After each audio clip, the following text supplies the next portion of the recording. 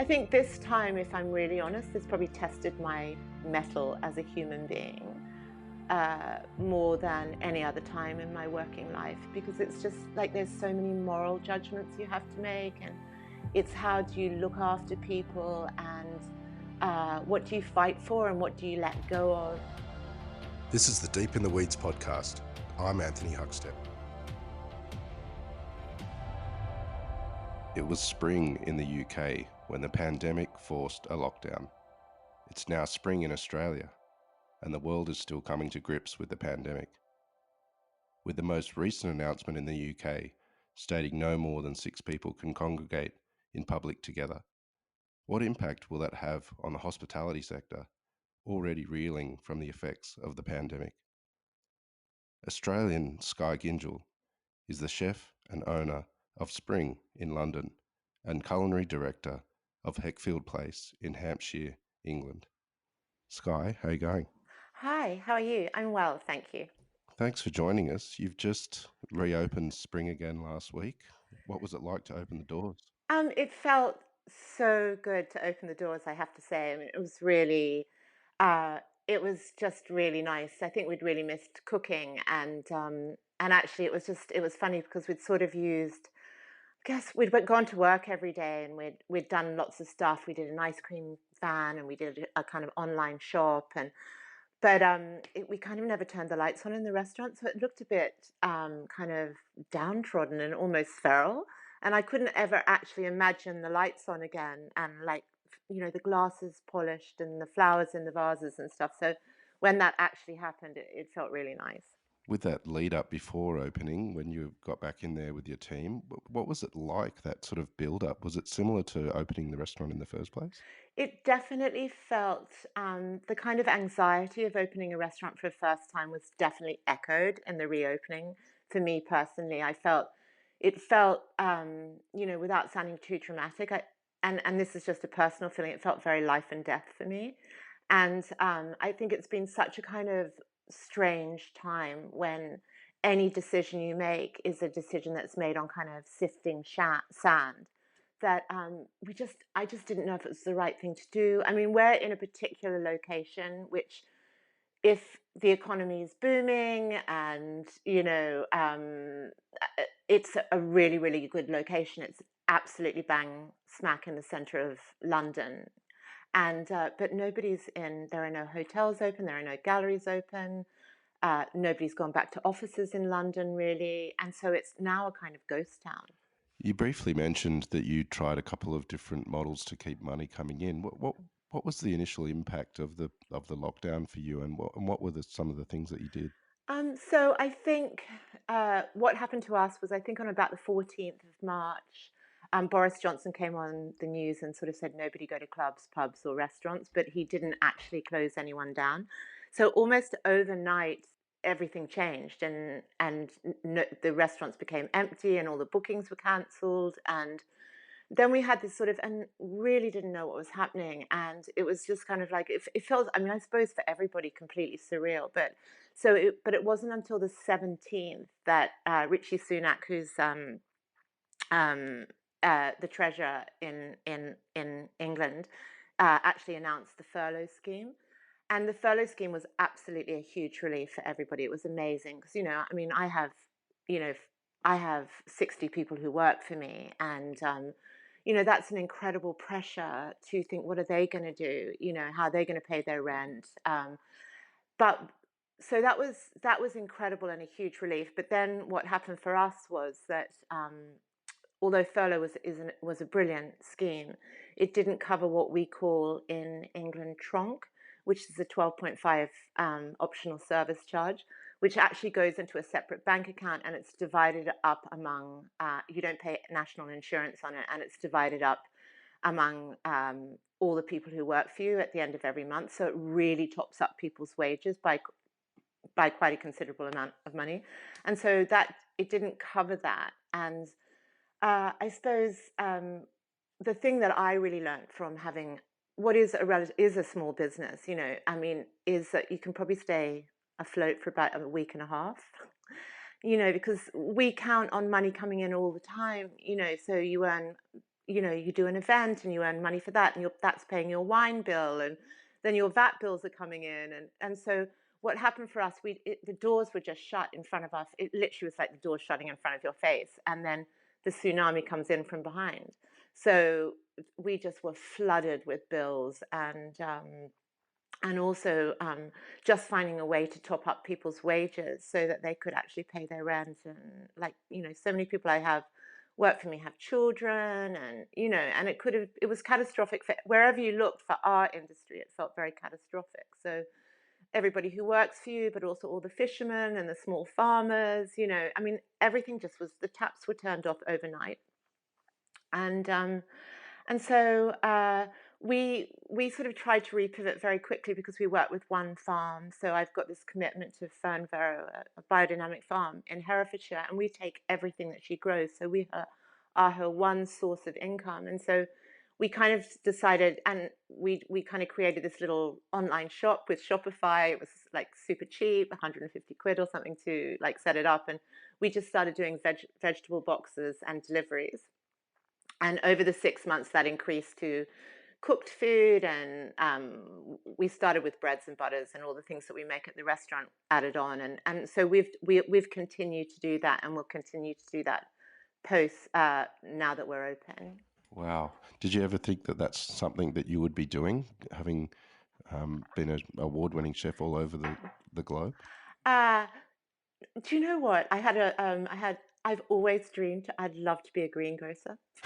So I've Wow. always kind of had this dream to do like veg boxes and produce, create, making jams and cordials and all of those things and selling them. So in a funny way, like it was a kind of clear space for us to do something different that we'd talked about, but we'd never really got together because we were kind of very busy, and you never had enough people on board to kind of action it. And so from that point of view, I mean, um, it was that was the one good thing for us that came out of lockdown.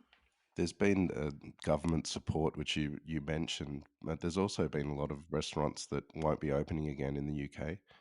How have you felt during this time with that uncertainty leading up to the opening of Spring?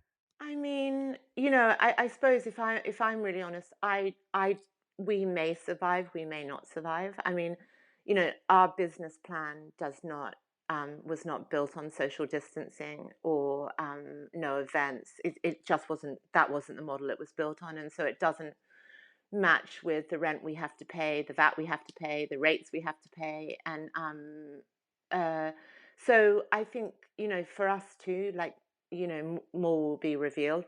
It's just day by day, and like just working as hard as we can to be the best we can. But I've had lots of friends who've lost restaurants, or one or two restaurants, or multiple restaurants, or, and some really beautiful little tiny neighborhood restaurants and young chefs have gone down, which is, I find, has been heartbreaking. And I think this time, if I'm really honest, has probably tested my mettle as a human being more than any other time in my working life, because it's just like there's so many moral judgments you have to make, and it's how do you look after people, and what do you fight for, and what do you let go of.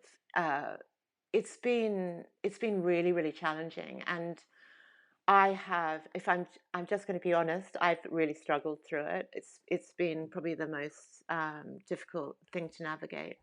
You mentioned that you weren't sure whether to open Spring or not, whether that was the right thing, and what are the restrictions at the moment, that sort of the limitations that you have in trade? So all restaurants opened on July the 4th here. You could reopen, not all restaurants reopened, but you could reopen on July the 4th. We chose not to because at that time we simply couldn't afford to unfurlough people. All our money was gone. Um, it was easier almost to keep people on furlough for as long as possible. Uh, but then, and none of the schools had gone back. And August in London is a very, very quiet month for restaurants anyway, because most people go away, and especially the West End. So we waited until September. The restrictions for us are all the kind of social distancing requirements that you have to put in. So we had to take out probably 5 tables in the restaurant to create the right distance. And then like things like temperature checks and all of that stuff. I mean, it's been very unclear here. I mean, the government it's like bonkers. I would challenge anybody in England to know exactly what the rules were and weren't. But on Monday, which was yesterday, they brought in a rule that no more than 6 people can congregate together. But I think that means the same family. So I think it's probably a maximum of 6 people at a table. But then in theory, you could put 80 people in a restaurant if you had the right social distancing. So I think that really rules out for us events, and that is a blow because between now and Christmas, traditionally is you've got huge. It's a really good time of the year. It's very busy for events, Christmas parties, all of those kinds of things. So I guess all of that we won't see any of that this year. With those limitations, has that affected the way that you structure your menu and the sort of food you do and the offering that you have?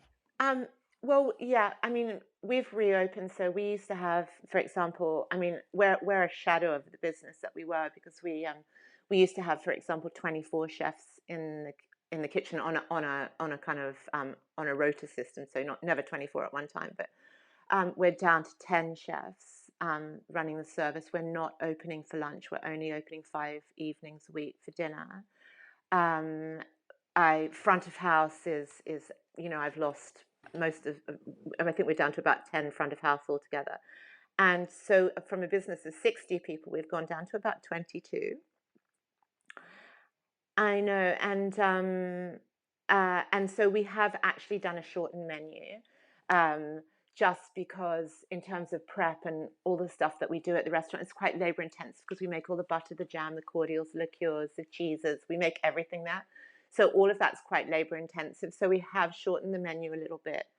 I mean, I have been left with a really amazing team. So in some ways, just being open one week, sometimes it's huge. Like when you've got all these people and like shift patterns changing over midday, and like sometimes it just seems so crowded where we are and stuff. And actually, it's easier to communicate on a much smaller team. I mean, I've learned that already, and I think we can probably be a bit more agile with the menu because sometimes changing a menu when you've got so many people in the kitchen it's like a dinosaur, it's like a beast to kind of change and get the message out to everyone. And yeah, so but we have got a smaller menu, yeah, and a much smaller service time. So we're literally doing 5 days a week as opposed to 13 services a week. What's the toll been on your staff and on yourself as well with that obligation of ensuring their safety and their welfare? I think lots of people have had like different reactions, and I think that's probably been the same. I mean, we were incredibly blessed when we went into furlough that we had, which is so unusual for England. We had 3 months of the most glorious weather. So it was literally 22, 23 degrees. So, like, I think at first people were kind of in denial about it because it was just like, oh my God, this is like the holiday gift from heaven. You know what I mean? I don't have to work, I'm being paid, like, I'm out in the sun. So, actually, the whole of London kind of came out into the parks, and it didn't feel like a lockdown at all here in that way because there was just so many people out and about. And so I think that was actually kind of quite fun for a lot of people. And I think a lot of people also got to spend time with their families and their kids, especially when you do maybe like a 60-hour week. That's like an amazing opportunity to, spend more time at home. But I think it was a kind of really false sort of blanket of furlough. And we only had in our reserves enough money to top up everybody's wages to where they should have been on top of furlough for 3 months. So once that ended and actually you're on a much more smaller way, you're receiving smaller money in the month, I think everybody became anxious and really wanted to come back to work. A lot of people that work with us and in the whole hospitality industry in general in England are European. So lots of people from Eastern Europe, lots of people from Italy, and people went home to be with their families. and a lot of those people have chosen not to come back. So in many ways, it's saved me from having to make the really painful decision to make people redundant, because they just chose to stay at home. Because I think that was something that was a huge stress, and a real moral dilemma. For me, is how long does a business sustain people when it really can't sustain itself? There's also, I guess, the perception of consumers and whether it's safe to go out. What's the response been to restaurants being open, and also the last week in spring? What's the response of consumers been? Um, we've been like we're definitely cautiously optimistic. We had a really nice first opening week where the restaurant was kind of full to capacity in terms of what we can do with social distancing. I mean, but by no means do I assume that that's just going to carry on. I don't know whether it's the novelty of spring being open for regulars after 6.5 months, or we just have to, I think, take it day by day.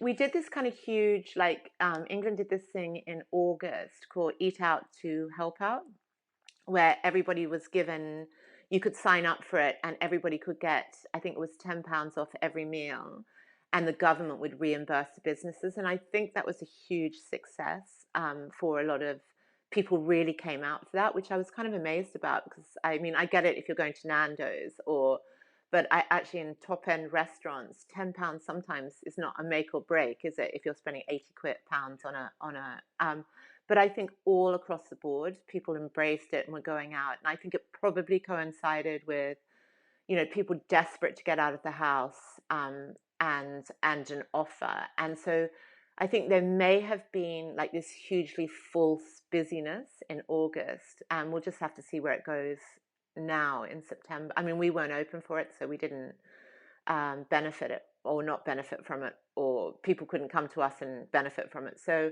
I think we'll just have to see how it goes.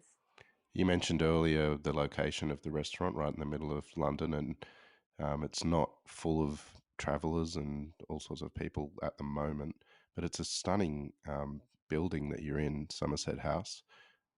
Can you tell us a bit about the location and how Spring started? Yeah, so it's in Somerset House is a very it's an incredibly beautiful, very very large building. It was actually built as a naval building, so it's right on the embankment on the River Thames on one side, and the other side it's right on the Strand, just where Covent Garden begins. So um, it's it's really beautiful. I mean, it almost looks, it doesn't actually look very English. It almost looks quite French, almost like Versailles. It's absolutely huge, and but it was for a long time. It kind of fell into disrepair. It was actually when Nelson signed the Treaty of Waterloo. It's like it was a kind of an amazingly important naval and military building, and then it became, for a really long time, births, deaths, marriages, and inland revenue were all there. It was kind of governmental kind of building. And in about 2006, I think it was something called the Somerset House was set up, and it's now a cultural institution. So it's a kind of huge gallery and cultural space. So it's beautiful. I mean, it's incredibly.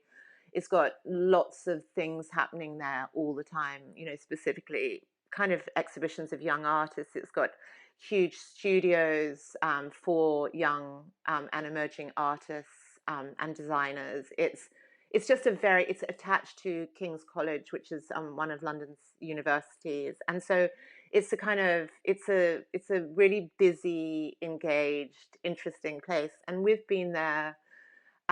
We opened up Spring there in 2014.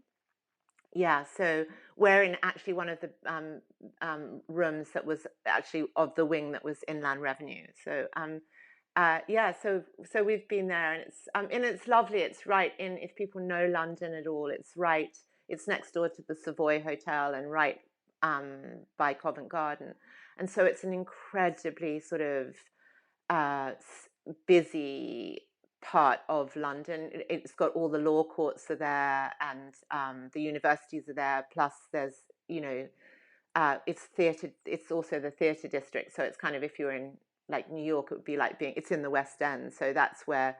So we really rely on, number one, offices during for lunch. Because of all the kind of universities and law courts and things that are around there, and then you rely on the theatre trade in the early evening, and then it's sort of like lots of the hotels, and it's not particularly residential, is what I'm saying. So in terms of being a neighborhood restaurant, which I think you're actually probably in a really good place, certainly in London, if you're a neighborhood restaurant at the moment, because I think people are staying where they live much more than they did before.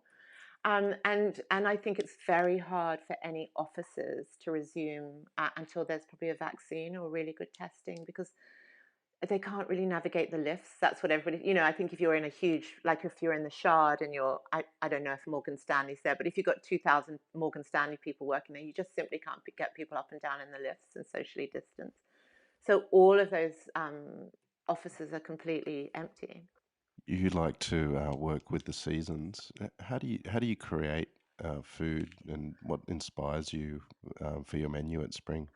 Well, I suppose, I mean, I'm, yeah, I mean, I think probably my biggest inspiration comes from definitely, I mean, I think as much as I'm a cook, and I genuinely think I'm a cook rather than a chef, I don't kind of particularly feel comfortable with that label. I don't know why, I just don't. And I'm as much interested in the environment and like food in thinking about food in a kind of sustainable, nutrient dense, kind of clean soil kind of way. So I suppose my biggest inspiration comes from my relationship that I have with, I think I mentioned her before, Jane Scotter from Fern Vero, and the growing, the planting lists that we do and the growing that we do. And I think it's she, in a way, what she grows and what's in season and what she can deliver to us when she harvests twice weekly is kind of how we write our menus. Uh, so it would definitely be my biggest inspiration. I mean, my food is like super simple. It's not particularly technique driven, although I think we're very we take pride in being like incredibly accurate and doing things really, really properly. But it's not what I would ever describe as clever food, or um, if it like if it's delicious and it dazzles you, it does because it's so simple, as opposed to it's complicated. Why did you become a cook? I became a cook because it was a happy kind of accident, really. I grew up in Sydney. I started a law degree at Sydney University. I got a job washing up in a little charcuterie in Double Bay when I was like 18 to sort of pay my rent, and I really didn't enjoy going to university, and I really fell in love with everything that they were doing in this little charcuterie. And there was a woman there called Layla Sophie who just really mentored and inspired me, and like really took the time to kind of show me, like I'd be washing pots and she'd say, do you want to come and stand next to me while I make this mayonnaise, or I'm making a stock this afternoon, shall we do it together? And I just really loved it, and I felt like I knew in a way very little. I mean, it's people, I always say I grew up in a family that was macrobiotic. So I grew up in a family where food was unbelievably important, but not necessarily delicious.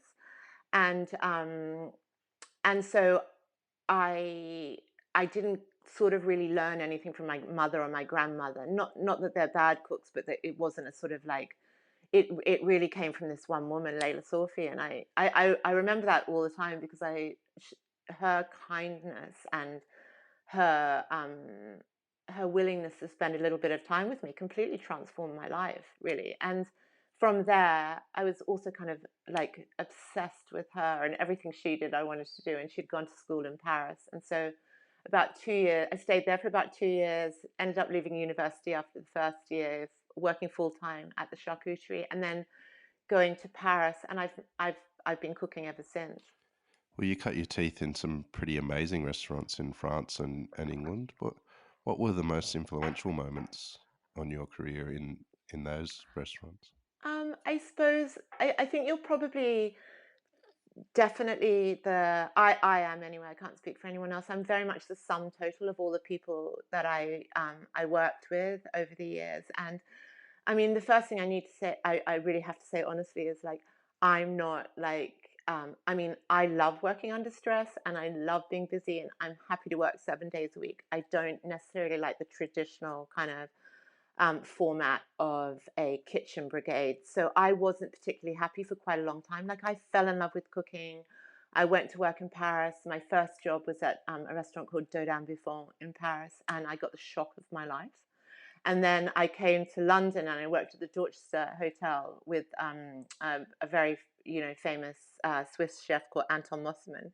And I got a shock too. It was 150 people in the kitchen. There was no natural daylight. It was just like so kind of, it was like factory work really. And then I was really lucky and I started working with a chef called Peter Gordon, a New Zealand chef who was just gorgeous and did all that very kind of what they used to call Pacific Rim cooking, which was kind of all of the influences from like Australia and New Zealand. And he was like amazing. And then I worked with Fergus and Margot Henderson from St. John. And that was a really different way of cooking. And then I suppose all the time I learned so much. They're actually sort of my peers, but they were kind of probably doing more original things at that time than I was, and I learned so much from them. And I think when I went to Petersham Nurseries in 2003, I think I probably really found my own voice, kind of particularly working with a vegetable garden, and that really defined my cooking and kind of formulated my style or sealed my style, I suppose. Could you compare what the food industry is like in the UK to the restaurants that you see back here in Australia? And do you get much of a chance to come back to Australia and experience what's happening down here? Yeah, no, yeah, I do. I come back probably once or twice a year, and I've got quite a lot of really nice friends in the industry out there. And gosh, so I mean, I think Australia in general, I mean, we were a lot more Australians were much more food savvy and sophisticated around food a long time before England was, or because I think we were so close to Europe, and it was that very kind of when I first started cooking here and when I went to the Dorchester Hotel, there was basically two types of restaurants. There were kind of Michelin-starred hotel food, so it was the Roux Brothers, Anton Mosman, I've drawn a blank, but there's so many others, and then there was kind of Pizza Express, which was a chain, but there was nothing in between. And we grew up. I grew up going out, like even when we were at school. It was quite cheap to eat out, and there was so many gorgeous like hole in the wall, so you could go to Vietnamese or Korean or Italian and eat out probably for like $20 and bring your own wine. And so I think Australians are very accustomed to sort of eating out and had a sophistication and and openness around food much more than England did. I think the UK has very definitely caught up, but probably only in the last 5 or 6 years has been this incredible explosion.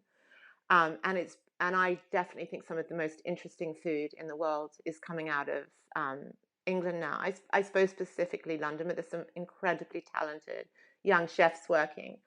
But I think I also have to say, like, this is just a personal thing, and I don't want to be rude to anyone. But I know Sydney better than Melbourne, but I think the Sydney restaurant scene went flat for quite a long time. I used to come home and I go, oh my God, doesn't feel like there's anything very interesting or new, or it had almost plateaued. It had a level of very goodness, but no fairy dust.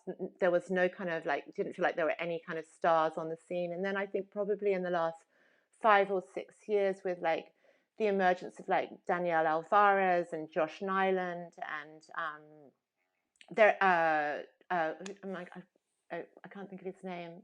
The guy from Esther, which is like almost my favorite restaurant in Australia. Yeah, Matt Lindsay. Matt Yeah. Lindsay, exactly, or Josh Fleet up at Fleet. I mean, like, I just think I think Australia's quite on fire at the moment.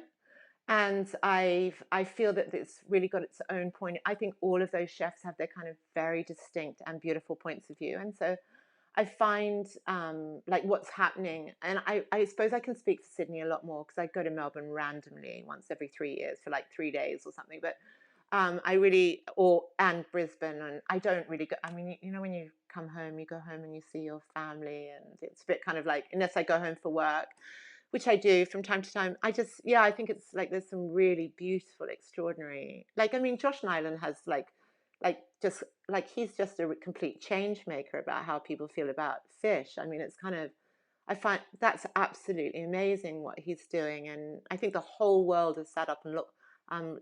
In terms of art, the culinary world has sat up and looked at what Josh is doing. You mentioned that this has been one of the toughest periods of your life. Has it changed you? I mean, I'm really hoping on some level that it will have changed me. Like, I can't honestly see the change now, but I feel like in life anyway, it's retrospectively it's so interesting, isn't it? And I'm definitely one of those people when I'm in it, like I'm not necessarily sure really what's happening. I mean, I think I've learned about myself.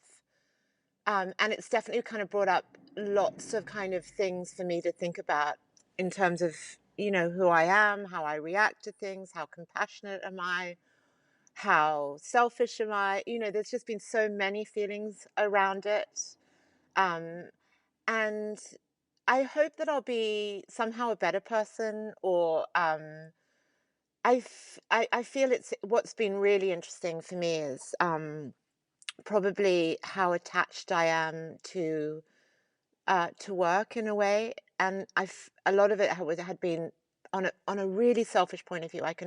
From a really selfish point of view, I can only say that is like, um, you know, I had a fear of the thing I love being taken away from me, and I had kind of really mixed feelings around that, like, um, how selfish is that? How much do you need to hang on to things and not let go of things if you need to and stuff? So I think probably in a year or so, I think there's definitely silver linings.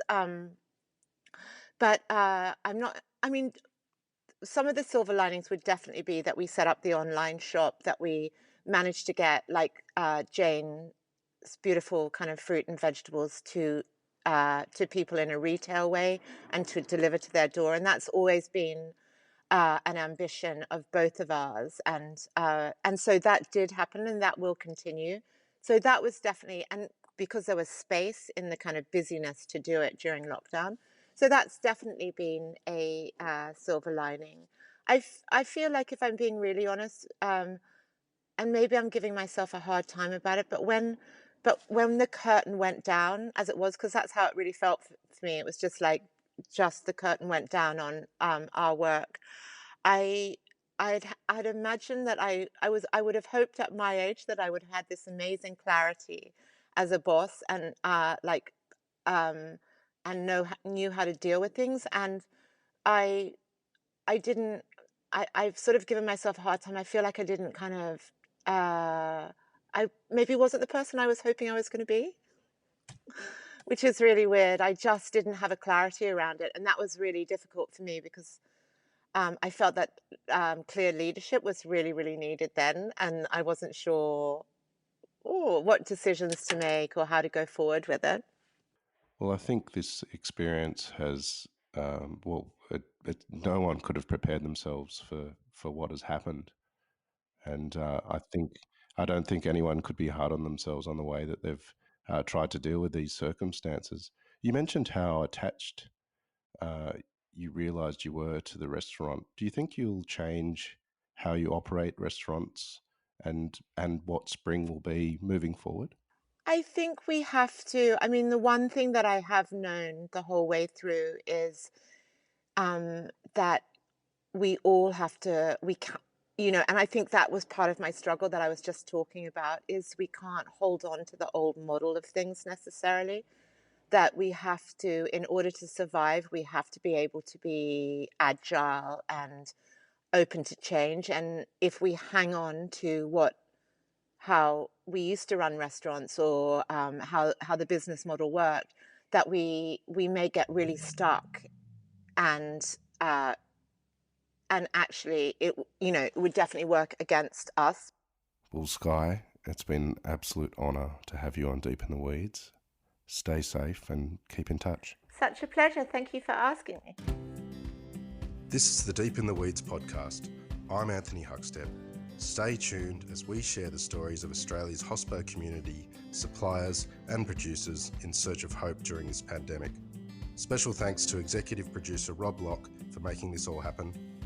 Follow us on Instagram at Deep in the Weeds Podcast or email us at podcast@deepintheweeds.com.au. Stay safe and be well.